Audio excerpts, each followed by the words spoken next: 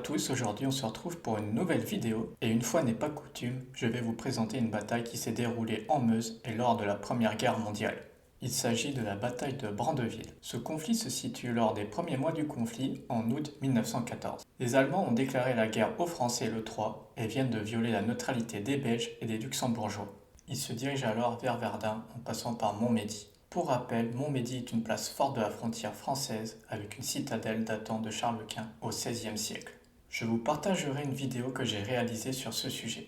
Afin de contextualiser cette bataille, nous nous retrouvons le 22 août 1914 et les Allemands viennent de remporter la bataille des Ardennes plus au nord et se dirigent vers Montmédy. Le lieutenant-colonel Forest, gouverneur de la citadelle de Montmédy, craint alors que l'ennemi attaque de front la citadelle.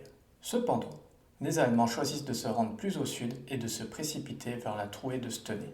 Trouée, car le lieu est situé entre les citadelles de Verdun et de Montmédy, donc théoriquement plus vulnérable. Malheureusement pour les Français, les Allemands parviennent à prendre des villages plus au sud et à l'ouest de Montmédy.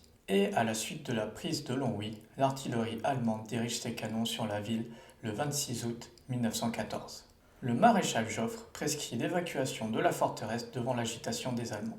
L'ordre est de détruire tous les ponts, les armes, les munitions et les vivres de la ville et à 20h, les 2300 soldats français stationnés à la citadelle quittent Montmédy. La foule est alors médusée car les soldats fuient sans combattre et laissent une population entière à l'envahisseur allemand. La colonne de soldats franchit alors les portes de la ville sans un sentiment de culpabilité. L'objectif de cette retraite est de rejoindre Verdun sans se faire repérer par l'ennemi. Les Français alors évitent les villages car ils sont susceptibles d'être tombés aux mains des Allemands.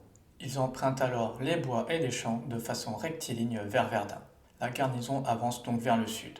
Et le 28 août, dans la soirée, une patrouille rapporte qu'un important poste ennemi est installé au croisement des routes de Loupy, Brandeville et Murvaux.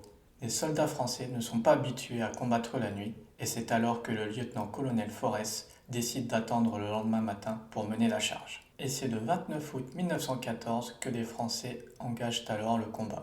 Les Allemands sont dans un premier temps surpris, mais par l'intermédiaire de leurs mitrailleuses, les Allemands parviennent à endiguer l'avancée française en blessant et tuant un grand nombre de soldats. Rapidement, des renforts allemands arrivent sur le lieu de l'affrontement et les Allemands prennent l'avantage. Si bien que la garnison française perd sa cohésion et chacun essaye de se sauver pour rester en vie ou de ne pas se faire capturer. Quelques soldats français se cachent pour un temps dans les bois, mais presque tous sont repris dans les jours ou les semaines qui suivent, si bien que peu d'entre eux réussissent à rejoindre Verdun.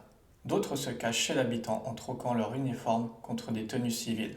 Certains parviennent même à passer la guerre sans être inquiétés, mais ceux qui sont pris entraînent avec eux en captivité les civils qui les ont hébergés.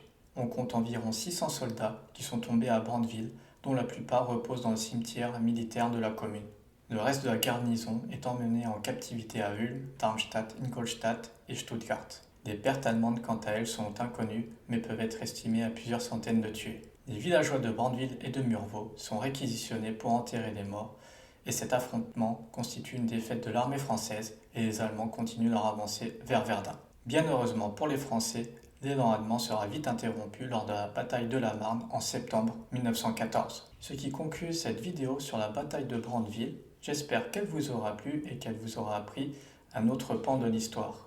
N'hésitez pas à me suggérer d'autres idées de vidéos et on se retrouve très vite. Allez, ciao, à plus!